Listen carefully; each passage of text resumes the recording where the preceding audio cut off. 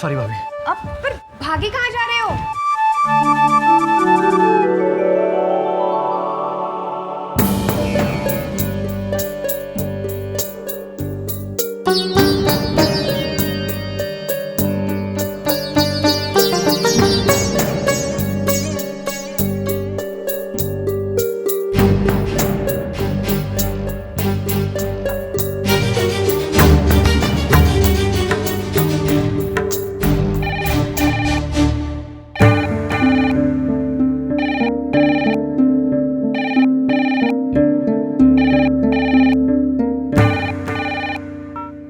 Hello, खम्मा गाड़ी बुआ जी के? अरे ना ना बुआ जी, ऐसा ना हो सके है। अभी तो जय और सारिका मुंबई जा रहे हैं। एक बार मुंबई से लौट जावे तो दोनों को भेज देती हूँ बीकानेर। हाँ, बाकी सब ठीक है।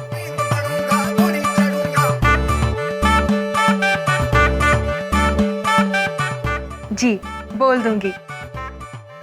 जी रखती हूँ, नमस्ते। जय,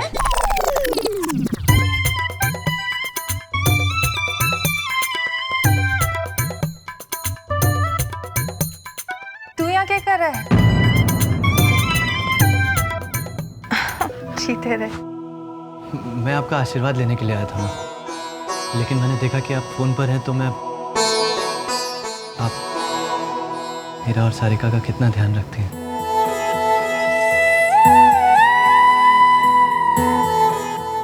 तुम्हारे को पता है कि तू अपनी बींदी के साथ कुछ समय अकेले बिताना चाहे,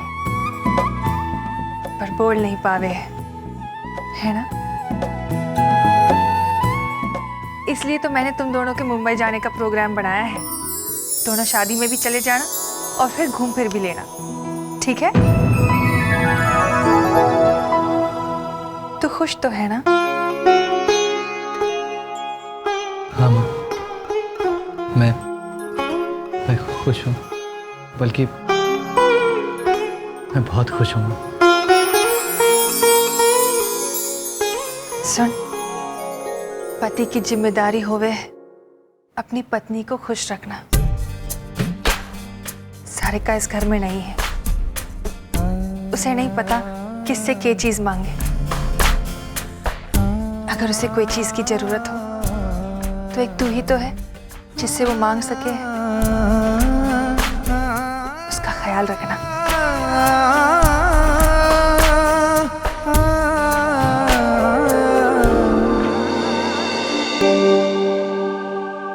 सत्ताईस तारीख को कॉलेज खुल रहा है और 27 को ही मुंबई जाना है। सारिका को ये डॉक्टरी का सपना भूलना ही होगा।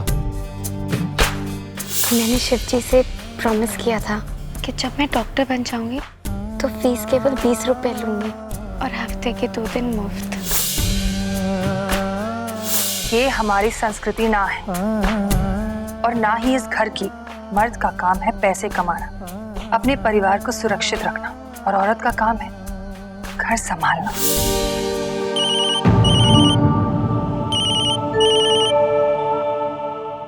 क्या भैया जी, भाभी जी के आने के बाद अपने सुदामा दोस्त को तो भूल ही गए आप। बहुत लंबी उम्र है तेरी। अभी फोन करके तुझे ही गाली देने वाला था मैं। क्या बोला था तूने मुझे? एक बार शादी हो जाएगी तो भाभी डॉक्टरी शॉक्टरी सब भूल जाएगी, घर के काम में उलझ जाएगी। अरे वो कुछ नहीं भूली यार। भैया जी लगता है आपने उनको ढंग से घर के कामों में उलझाया ना होगा। घर के काम? अरे घर के काम तो वो कंप्यूटर की तरह फटाफट निपटा देती है। सब तैयारी है यार। 5 से 8 बजे तक घर के काम और 10 बजे कॉलेज। 27 तारीख को माँ मुंबई भेज रहे हैं और 27 तारीख को ही उसका कॉलेज खुल रहा है। अरे बाप रे, बुरे फंसे भैया जी आप तो। भैया जी मैंने सुना है एक बार को आदमी 2 बीवियों का बैलेंस कर लेवे, लेकिन ये सास बहू के जो चक्कर में पड़े ना, वो तो भैया जी पिसे ही पिसे। अब क्या करोगे आप? अरे क्या करूंगा, माँ को तो समझा नहीं सकता हूँ, सारिका को ही समझाना पड़ेगा। ये जो कॉलेज जाने का प्रोग्राम है ना, ये थोड़े दिन रुक के शुरू कर। अभी तो रख यार।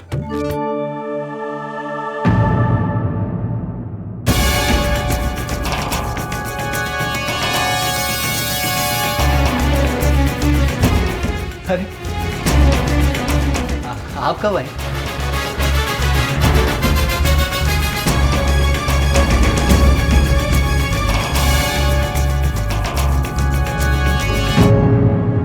अभी। आपने मासा से मेरा आईडी कार्ड लिया? हाँ हाँ हाँ, ये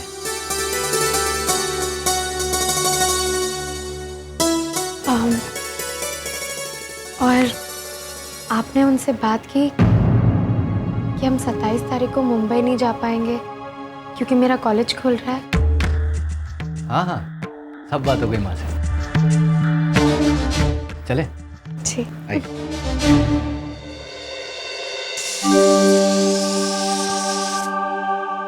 हो गई 5 सीटियाँ, बन गई दाल। दीदी, मैं दाल कौन से बर्तन में निकालूं? वहाँ वहाँ पड़े।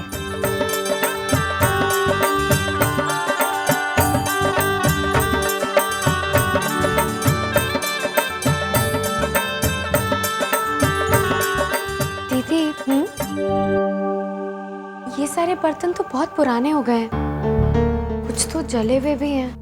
हाँ, 1 तारीख को खरीदारी होती है, तब बदल लूंगी। मैंने सब लिख कर रखा है।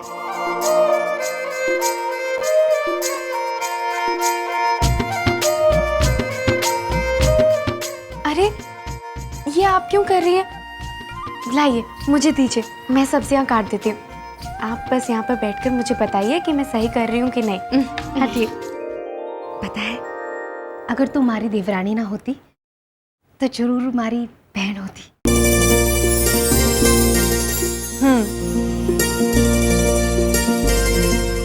अगर तुम दोनों हमारी बहू ना होती तो जरूर हमारी बेटियां होती।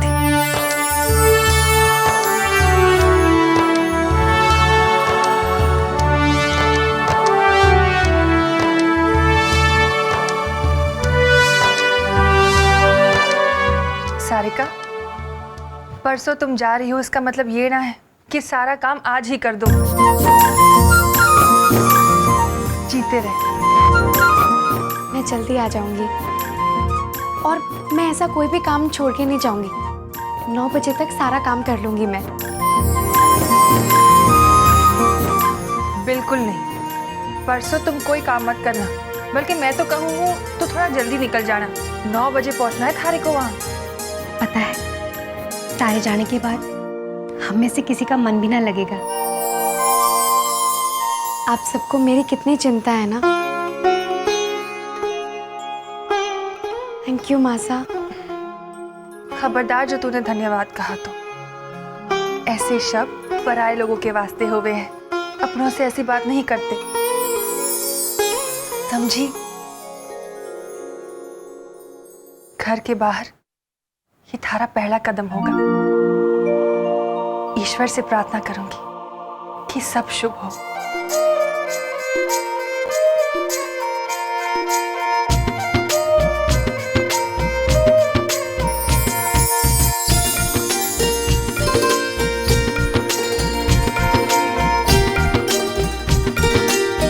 इस सास बहू के प्यार को किसी की नजर न लगे। आज आम पन्ना जरूर बना लेना। जी जल्दी चलिए नंदू काका, सारा काम खत्म करना है। आज तारीख क्या है? 25 तारीख है मासा। ओ, फिर तो भाई आज हमारी बहू रानी के पास किसी से खड़े होके बात करने का भी टाइम ना होगा। हाँ, आज तो बहुत काम है। हाँ, करो करो भाई। आज तो ना तुम नाश्ते में किसी का हाथ बटा पाओगी और ना दोपहर के खाने में। जाओ जाओ, समय बर्बाद ना करो। वैसे भी 25 तारीख है, 2 दिन बाद सारिका चली जाएगी और सारा काम तो थारे को ही करना पड़ेगा।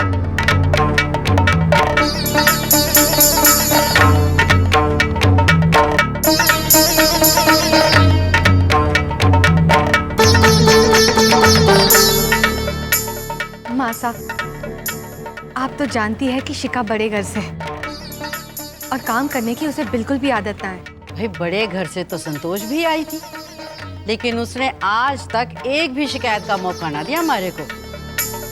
और ये एक 25 तारीख को क्या काम कर ले हुए है, बाकी का सारा महीना थकान में निकाल देती है। भाई अमीरी गरीबी से कुछ ना हुए है, बात होवे है माँ बाप से मिले अच्छे संस्कारों से, जो कि हमारी सारिका को मिले उसके माँ बाप से। मासा, चलो चलो।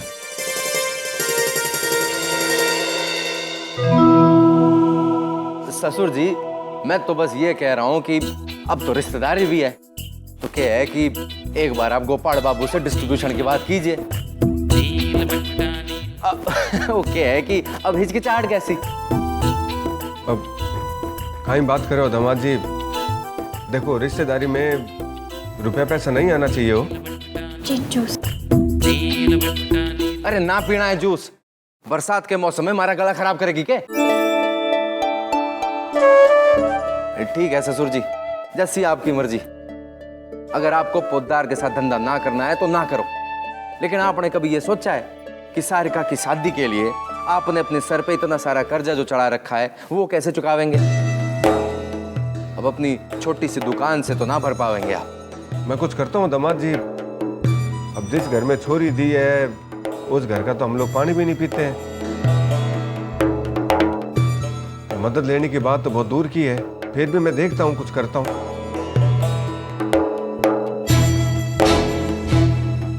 बड़े घर में छोटी बेटी को भेजा है, अब तो उसका ही भला बुरा दिखेगा ससुर जी को।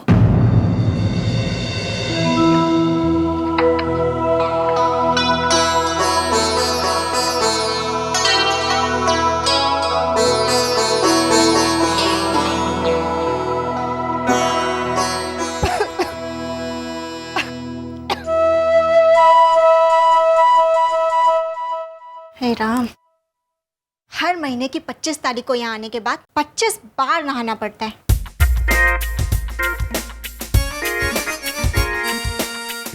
सब कुछ कबाड़ ही तो है नंदू काका, अब इसमें देखना क्या है, फेंकिए इसे।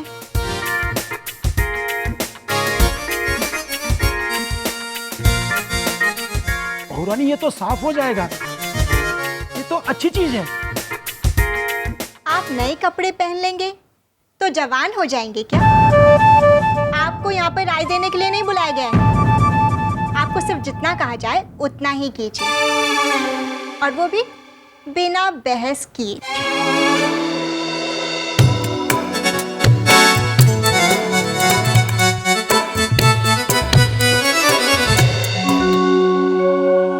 और ये पुराने कपड़े फेंक दीजिए। बहू रानी, बड़ी मालकिन जी पूछेंगे कि पुराने कपड़े और सामान क्यों फेंक दिए, तो हम क्या जवाब देंगे उन्हें? कह दीजिएगा सब सड़गल गया था इसलिए फेंक दिया। और ना, ये घर है, कबाड़ खाना नहीं है। हर महीने की 25 तारीख को यहाँ भेज दिया जाता है, जैसे कि यहाँ हीरे मोती मिलने वाले हों। मिल भी सकता है भाभी, अगर ठीक से देखें तो वो भी मिल सकता है। नंदू काका, ये कपड़े मुझे दे दीजिए। तुम इन कपड़ों का क्या करोगे?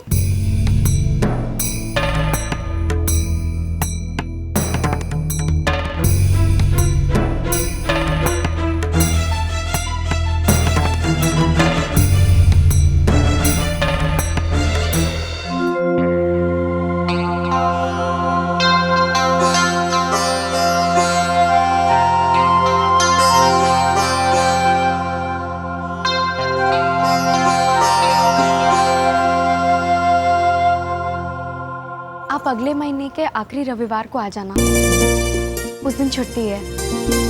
और हाँ, एक कढ़ाई लेकर आना। छोटी माँ, हमें एक बड़ी कढ़ाई की जरूरत है ना? अब रसोई थारी है, जो चाहे मंगवा ले। जी।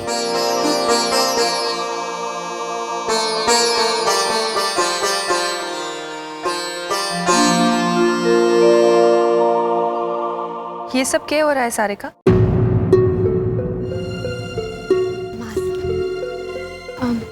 वो मासा, किचन में बर्तन खराब हो गए थे, तो मैंने पुराने बर्तन और कपड़े देकर नए बर्तन ले लिए। मेरे मायके में भी यही करते थे। तुम्हारे मायके में और इस घर में फर्क है। बचत करने में कोई बुराई ना है शिखा। हाँ, लेकिन फजूल खर्ची में बुराई जरूर है। सारिका, तुमने बहुत समझदारी का काम किया है। एक एक पैसा इस घर के मर्द बहुत मेहनत से कमाते हैं, और उस धन को सहेज के रखना स्त्री का धर्म होवे है। अपनी समझदारी से तुमने इस घर की लक्ष्मी को मान लिया है। आज तूने हमारा मन एक बार फिर जीता है। मैं चाहूंगी कि इन बर्तनों पर थारा और जय का नाम लिखा जाए। भाई साहब, आपके पास नाम लिखने वाली मशीन है ना? बहुत अच्छे, लिखवा लेना। ठीक,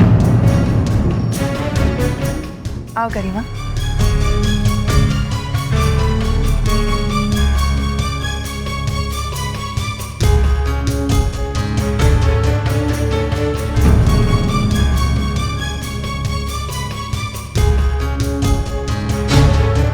शिखा,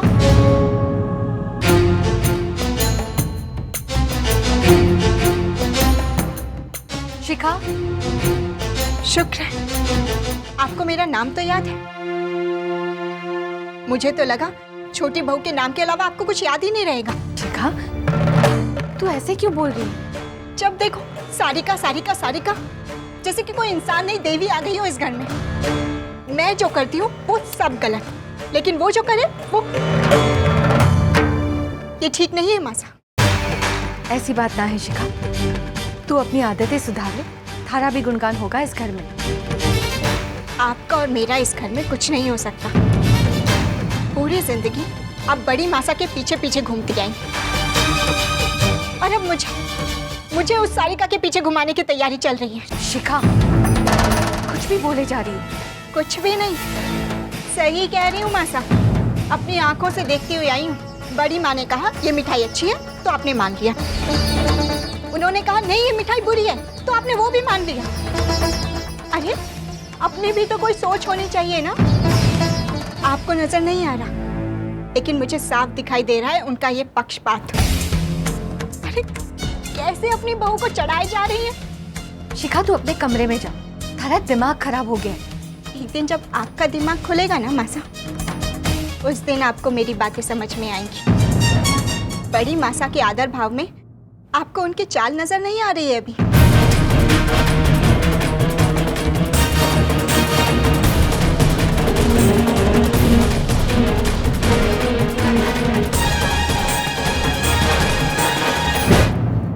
हाँ हाँ भाई साहब, अब तो दोनों की टिकटें भी आ गई हैं। परसों ही निकल रहे हैं जय और सारिका मुंबई के लिए।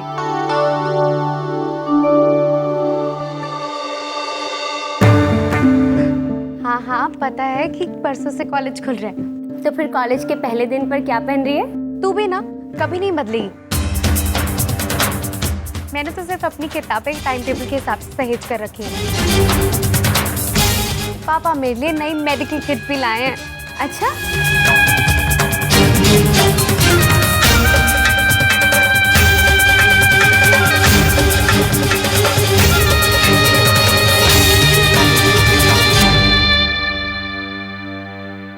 चल चल, अब मैं फोन रखती हूँ, घर पे बहुत काम है। मुझे लगता है तेरी शादी करानी ही पड़ेगी, तभी तेरी बकवास बंद होगी। चल बाय। सारिका, ये बर्तन तो बहुत अच्छा है, अच्छी कंपनी का भी लगता है, भारी भी है। हम इसी बर्तन वाले से काफी सालों से बर्तन ले रहे हैं दीदी। ओह अच्छा, देख यहाँ पर तुम्हारा और जय का नाम लिखवा दिया है। जय पोद्दार। और ये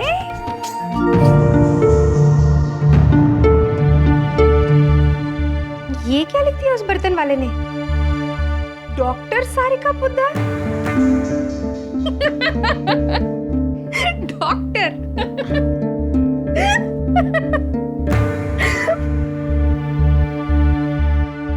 मैंने ही उस बर्तन वाले को कहा था 4 साल बाद ही से, लेकिन डॉक्टर तो बन जाऊंगी ना।